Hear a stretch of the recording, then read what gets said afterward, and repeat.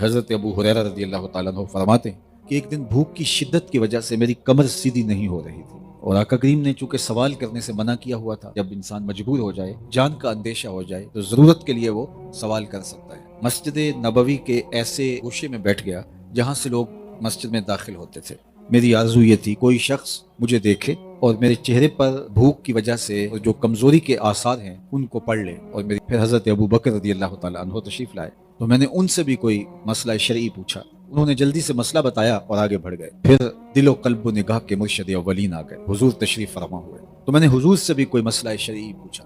تو آقا کریم نے میری جانب غور سے دیکھا، پھر مسکرائے اور پھر فرمایا ابو ہریرہ بھوک لگی ہوئی ہے۔ میرا مسئلہ تھا ہی یہی۔ میں نے کہا جی حضور مجھے بھوک لگی ہے، تو فرمایا میرے ساتھ آ جاؤ۔ جب حجرات انور کے قریب پہنچے تو اہل خانہ کو آواز دی کچھ کھانے کے لیے ہے، تو انہوں نے بتایا کہ دودھ کا ایک پیالہ ہے، کسی نے بطور ہدیہ بھیجا ہے۔ کہتے ہیں کہ میری جان میں جان آ گئی کہ اب زندگی بچ جائے